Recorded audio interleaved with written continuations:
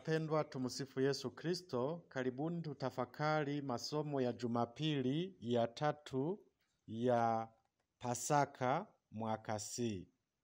Somo la kwanza ni kutoka kitabu cha Matendo ya Mitume sura ya 5 aya 27 hadi 32 na aya 40 hadi 41. Somo la pili ni kutoka kitabu cha Ufunuo sura ya 5 aya 11 hadi 14. Injili ni ya Yohane sura ya 21 aya ya kwanza hadi 19. Ndugu zangu, tunaendelea kusherekea Pasaka. Sasa hivi tumeshafika Jumapili ya 3 ya Pasaka. Taendelea kusherekea ufufuko wa Bwana mpaka siku ya Pentekoste, siku 50 baada ya sherehe ya Pasaka.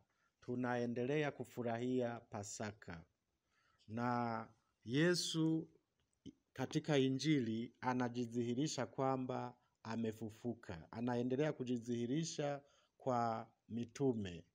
Kuna mwanafunzi anayetajwa kwamba Yesu alimpenda, anatajwa sana katika Injili ya Yohane, na huyo mwanafunzi hawakutaja jina lake, ila wanasema kwamba ni mwanafunzi ambaye alikuwa anaamini.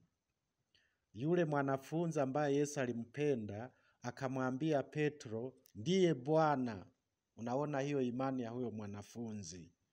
Na hata kwenye ufufuko walipoenda kaburini, huyo mwanafunzi ambaye Yesu alimpenda alitazama akaamini.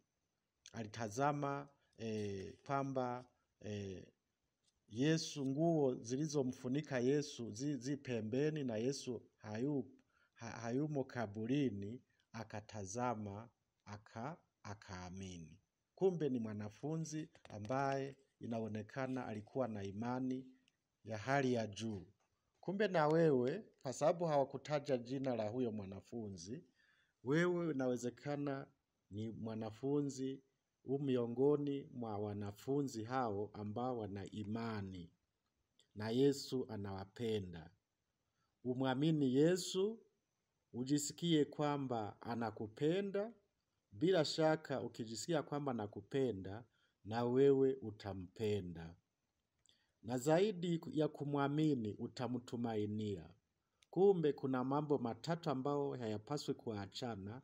Kuna imani na matumaini na mapendo. Yani mwanzo kabisa ni imani. Hiyo imani inapaswa kuwepo.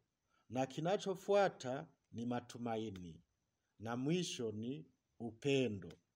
Sasa huo upendo, ndipo Yesu anamuuliza Petro kwamba anampenda.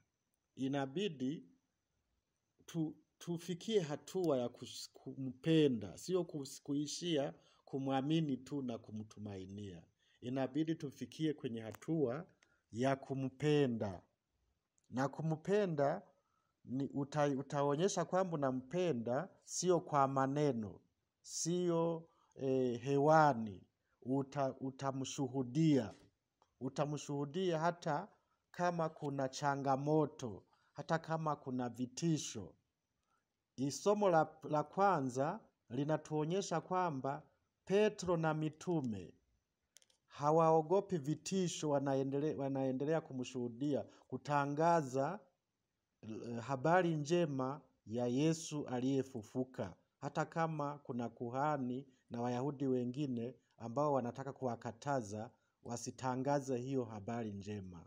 Wanasema, Petro na mitume wanasema, imetupasa kumtii Mungu kuliko wanadamu. Imetupasa kuendelea kutangaza habari njema kwamba Yesu alifufuka. Hata kama ninyi wanadamu, ninyi viongozi, ninyi wakubwa, hamtaki tutangaze hiyo habari njema, sisi tutamtii Mungu kuliko ninyi.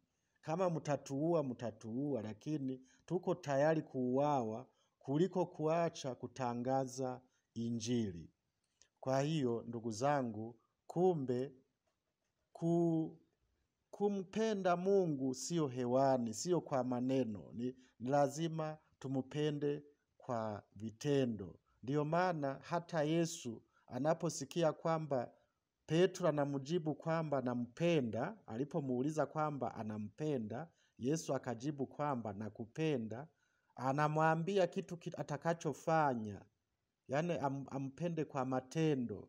Anamwambia lisha wanakondoo wangu. Anamwambia chunga kondoo zangu.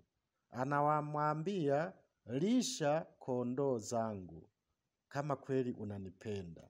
Na ni kweli alijitahidi, alichunga kanisa la Mungu, na ndiye aliyekuwa baba mtakatifu wa kwanza. Papa wa kwanza ni mtume Petro, na aliliongoza kanisa mpaka kufa, akauawa, akasulubishwa msalabani.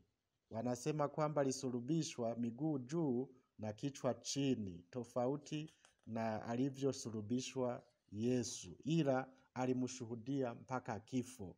Ndivyo kumpenda Mungu, sio kwa maneno bali kwa matendo. Walao wewe hata kama hutakufa shahidi, walao ukubali changamoto za utume. Uendelee kumtumikia, uendelee kukubali utume. Majukumu yako kama Mkristo uyatimize.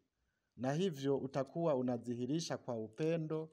Upendo wako utakuwa unadhihirika kwa matendo. Ukubali utume ndani ya kanisa. Tumebatizwa na kutumwa kutangaza Injili. Atukuzwe Baba na Mwana na Roho Mtakatifu, kama mwanzo na sasa na siku zote na milele. Amin.